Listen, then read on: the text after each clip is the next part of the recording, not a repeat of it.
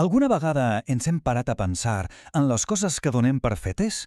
Com, per exemple, que el sol sortirà demà o que si deixem anar una cosa caurà? Bé, doncs aquest és el territori de David Hume, el filòsof que es va atrevir a qüestionar precisament això, les nostres creences més bàsiques. Pensem un moment. Com sabem, amb una certesa total i absoluta, que un esdeveniment en provoca un altre? Sembla una pregunta absurda, oi? Ho veiem passar cada dia. Doncs, atenció, perquè estem a punt de veure com aquesta certesa es pot desmuntar peça per peça. I aquí el tenim, David Hume, un filòsof escocès del segle XVIII, un dels pensadors més radicals i influents de la Il·lustració. El que va fer Hume va ser bàsicament agafar un martell filosòfic i començar a picar els pilars de la certesa que havien aguantat el pensament occidental durant segles. D'acord, som-hi. Per entendre com Hume fa trontollar les nostres certeses, primer hem de conèixer la seva eina principal, la seva arma secreta, per dir-ho d'alguna manera. És una distinció que és la base de tota la seva filosofia. Hume ens diu que tot el que tenim al cap, absolutament tot, es pot dividir en dues categories.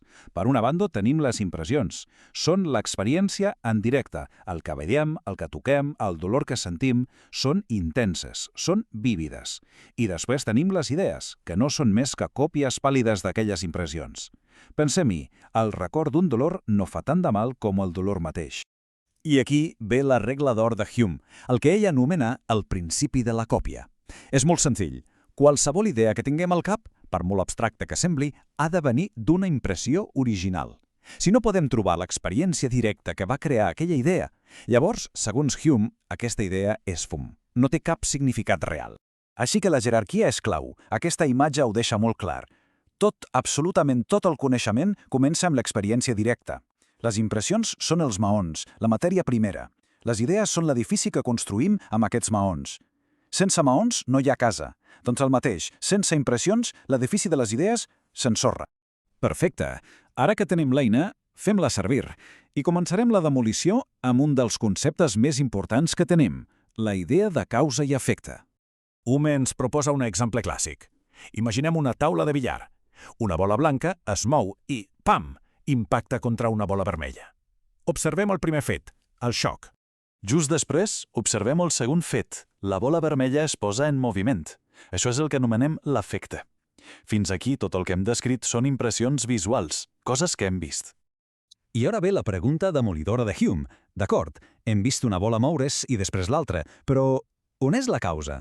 Algú ha vist la força invisible, aquesta connexió necessària que obliga la segona bola a moure's? Si la busquem a l'escena, on és exactament? I aquí ve la conclusió radical de Hume. No és enlloc. No hi ha cap impressió de la causa. El que anomenem causalitat no és una llei que observem al món, sinó una expectativa que es forma a la nostra ment. Com que hem vist 1000 cops que una cosa passa després de l'altra, el nostre cervell s'hi acostuma i espera que torni a passar. És un hàbit mental, no una llei de l'univers. I aquesta idea, imagineu-vos, va fer tremolar els fonaments de la ciència. Molt bé. Si la causalitat és una mena d'il·lusió, què passa amb una altra de les nostres certeses més profundes? La idea que tenim un jo, una identitat estable. Doncs Hume també hi aplica el seu martell.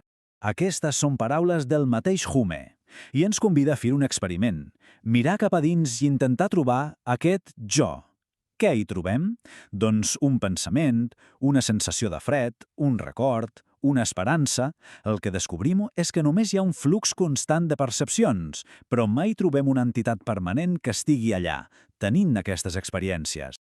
I d'aquí surt la seva famosa teoria del feix. El jo no és una cosa sòlida, sinó més aviat com una pel·lícula, una successió rapidíssima de fotogrames. La memòria connecta totes aquestes percepcions i ens crea la il·lusió que som una identitat contínua. Però, al final, segons Hume, és només això, una il·lusió útil. Després de demolir la certesa sobre el món i sobre nosaltres mateixos, sembla que Hume ens deixa en un buit total. Però no és així. A partir d'aquestes ruïnes, ell construeix una nova base per a una de les coses més importants de totes, la moral.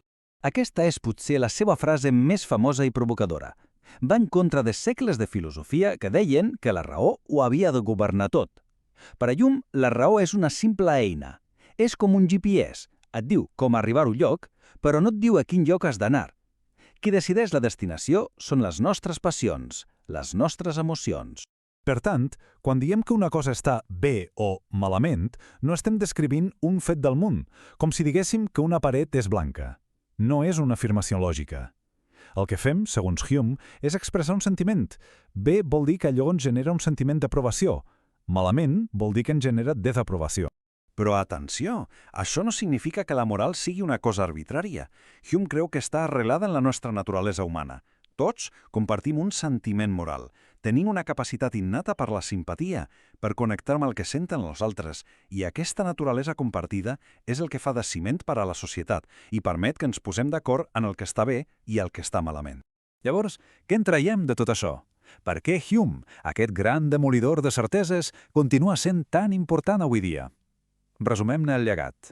El gran llegat de Hume és que va posar límits al poder de la raó. Ens va ensenyar que hem de ser més humils. Moltes de les nostres creences més arrelades no es basen en la lògica pura, sinó en l'hàbit, el costum i el sentiment. D'alguna manera, va obligar la filosofia a baixar dels núvols i a tocar de peus a terra, a l'experiència humana real. Hume ens deixa amb aquesta pregunta final, una pregunta que ressona encara avui. Si la raó no és totpoderosa i les nostres certeses són només costums, què ens queda? La seva filosofia no ofereix respostes fàcils, sinó un repte, que ens atrevim a examinar els fonaments de tot allò que creiem saber.